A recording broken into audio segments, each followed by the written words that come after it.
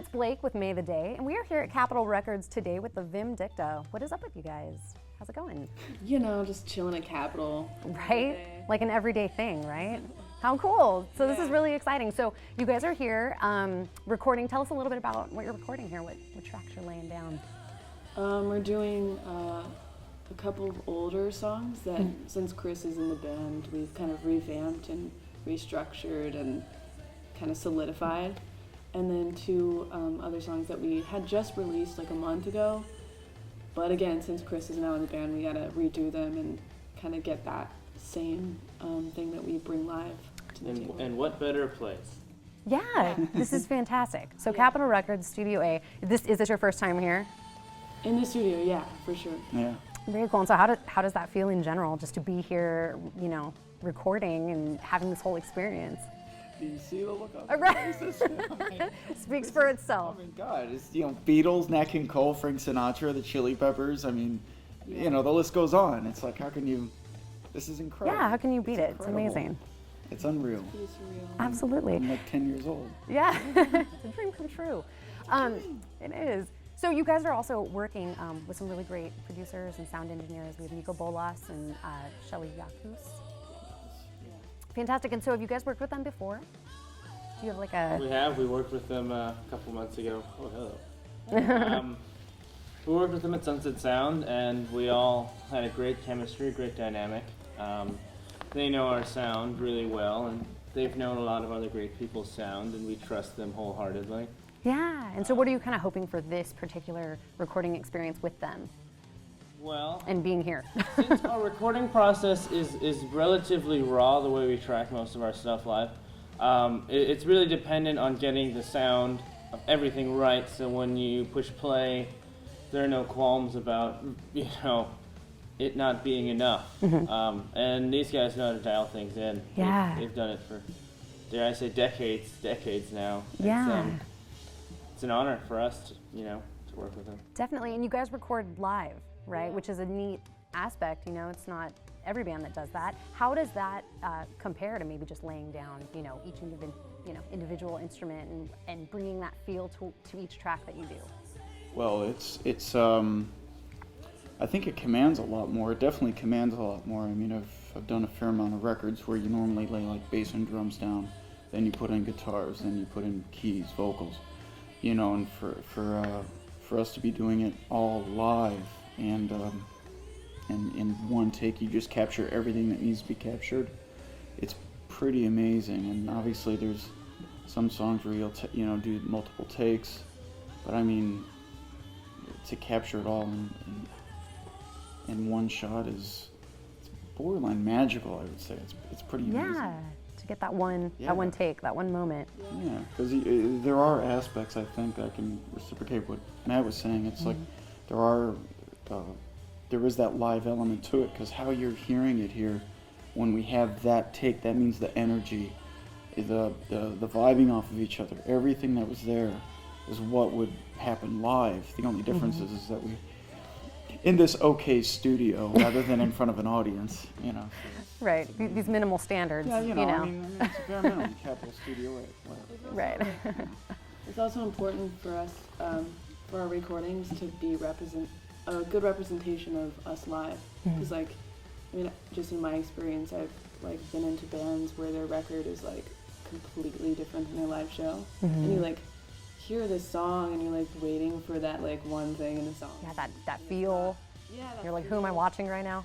Yeah. It's not the same. It's not there, Yeah. and you're just oh, well, that's kind of a letdown, because when else are you gonna see them? Yeah. Or hear them? Yeah, and the greatest thing is seeing a band live, and so I'm sure that's fantastic for a fan or a listener to hear one of your songs, get that sense, and then see it live, and be able to translate that. That's great. Yeah. So tell us a little bit about how Vim Dicta formed and how you guys kind of started this project.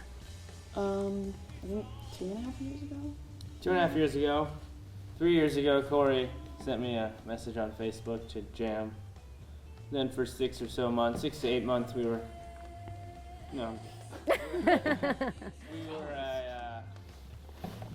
writing songs and solidifying them into the first real Vim Dicta songs. We went through what I like to call folk pixie stage. Sounds good.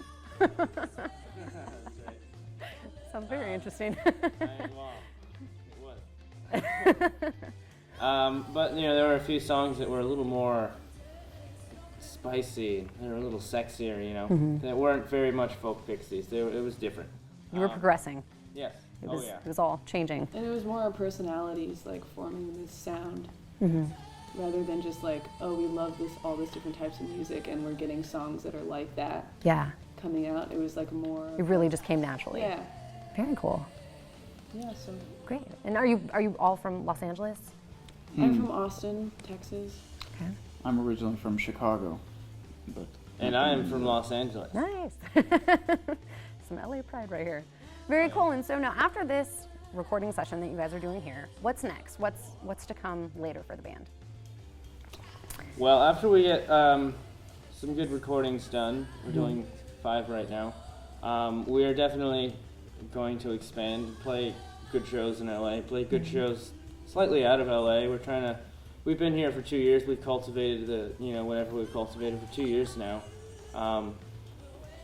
We want to check out San Diego. We want to check out Central California. We want to check out Northern California. We want to go north, even up into Oregon and Washington. Yeah, definitely branch out. Yeah, we've done the East Coast thing, and we did a taste of the East Coast thing. We should now try to capitalize on the California thing, Yeah. the Pacific thing. yeah, just try and branch out to areas where we don't have a following and really just grow a fan base. That was the purpose for New York, was to throw ourselves into a situation that was that just was so new to where we had that amount of time there we could build a fan base, and we're going to continue to do that up through the West Coast and abroad, the UK, Europe. We're also working on a video. A video. Yeah. Perfect. We'll keep an eye out for that. Pretty epic one. So. Oh, Yeah. exciting. Yeah. I'm sure everybody's going to be expecting a lot now. Yeah, we're Epic. keeping it going. Yeah, very cool. All right, great guys. Well, let us know where people can find out more music, where they can, find these songs when they're done recorded.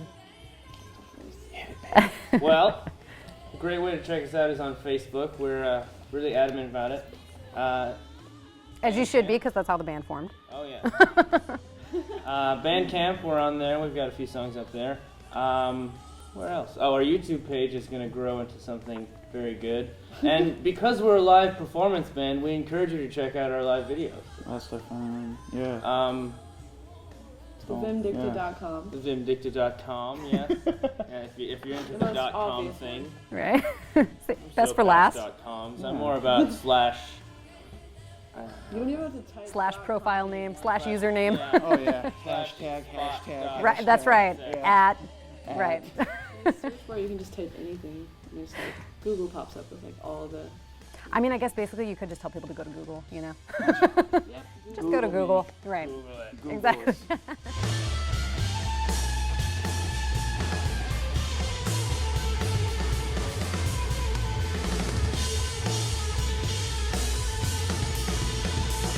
Hi, we're the Vim Dicta.